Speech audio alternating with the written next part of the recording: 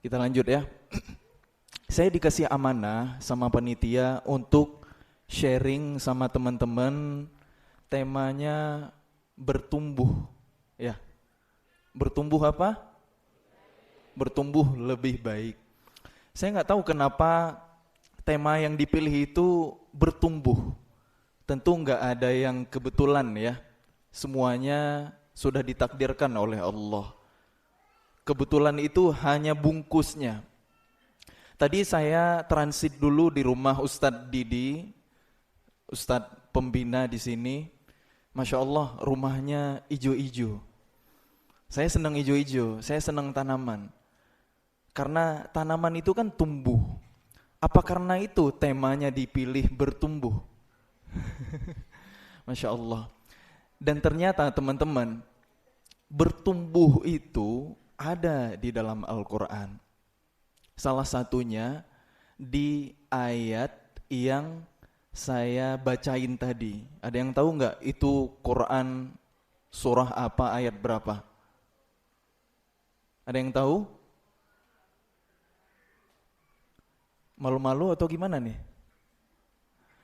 Quran surah Al-Fath ayat 29. Kita tadabburi teman-teman ya.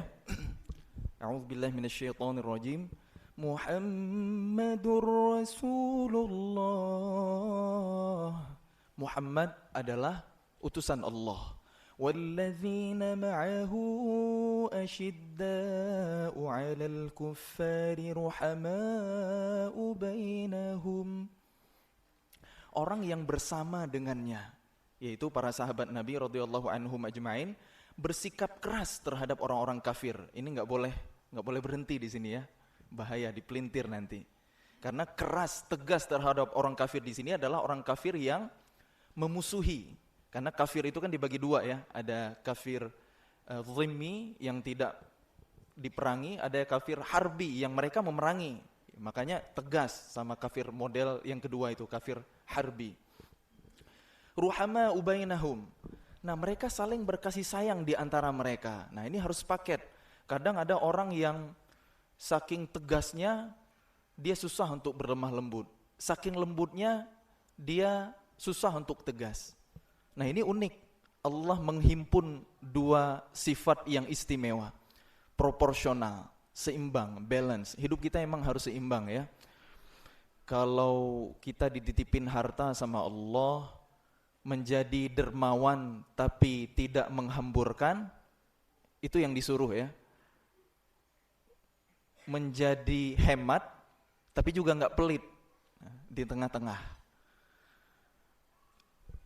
Tarahum ruk'an sujjada.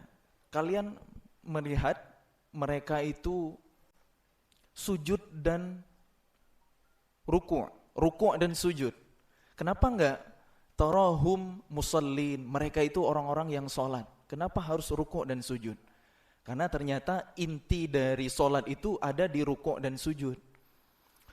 Ruku' itu dalam rangka mengagungkan Allah. Makanya salah satu bacaan doa ketika kita ruku' apa?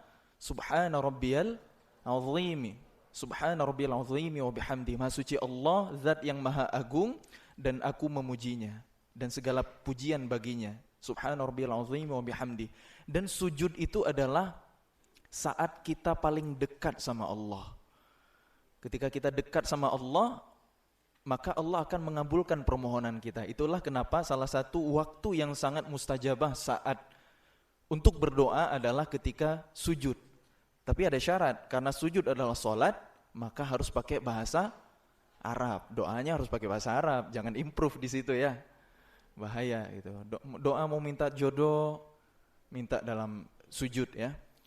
Cuma nggak boleh baca Quran ketika sujud, ada larangannya, kecuali itu adalah doa. Wallahu alam. Jadi kalau doa minta jodoh, ya udah pilih aja doa yang ada di Quran.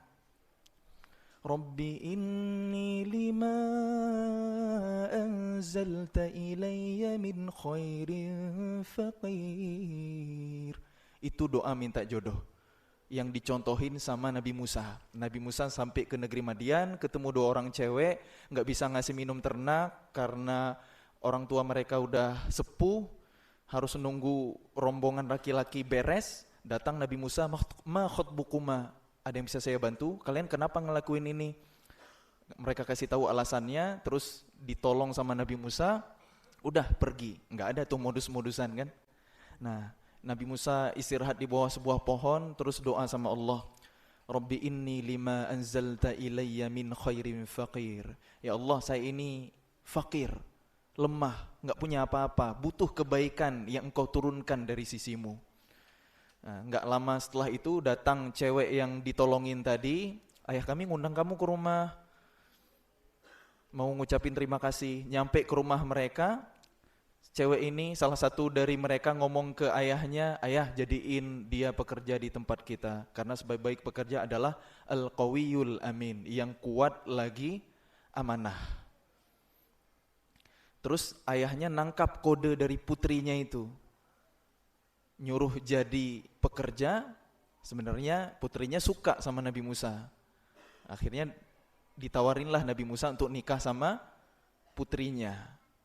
Tadi Nabi Musa doa minta apa? Minta makanan doang. Ya, datangnya apa? Jodoh, makanan udah pasti ada, tempat tinggal lagi, kerjaan lagi, dikontrak 10 tahun sama mertuanya. Keren gak tuh?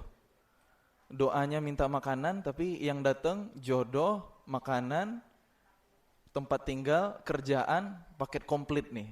Ini yang jomblo-jomblo banyak-banyak nih ya, doain, berdoa sama Allah, Rabbi inni lima anzalta ilayya min khairin faqir, terutama pas sujud. Karena waktu sujud itu waktu yang sangat mustajabah untuk berdoa. Harus yakin, harus melibatkan hati, bukan hanya di lisan doang. Oke? Amalin ya.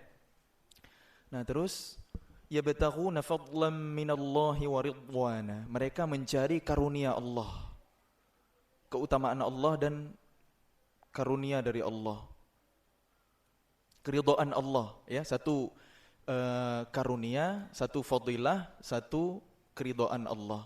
Yang itu kata para ulama adalah surga. Jadi kita ibadah sebenarnya bukan untuk mengharapkan dunia. Kan hari ini kalau kita niatin usolli sunatul duha, ini bisnis makin lancar, karir makin mentereng gitu ya, jangan dimasukin ke niat. Niatnya harus lillahi ta'ala. Ataupun Allah menjanjikan kelapangan rizki dari amalan akhirat, ya itu bonusnya, tapi jangan diniatin gitu ya, jangan diniatin. Karena khawatirnya kita bercita-cita mentok di dunia, lupa sama akhirat. Itu yang bahaya. Padahal akhirat itu wal akhiratu khairun wa abqa, dan akhirat itu jauh lebih baik dan lebih kekal. Kebayang gak sih kekalnya akhirat kayak gimana? Selama-lamanya, unlimited, infinity, gak ada ujungnya, gak ada habisnya. Kalau dunia bentar doang. Sekarang umur berapa? 20 tahun? 30 tahun? 40 tahun? 60 tahun? 70 tahun? Selesai. Tapi kalau di akhirat never ending. Jadi rugi banget kalau kita cuma mikirin kehidupan di dunia doang. Karena orang beriman itu visioner, udah mikirin kehidupan setelah kematian.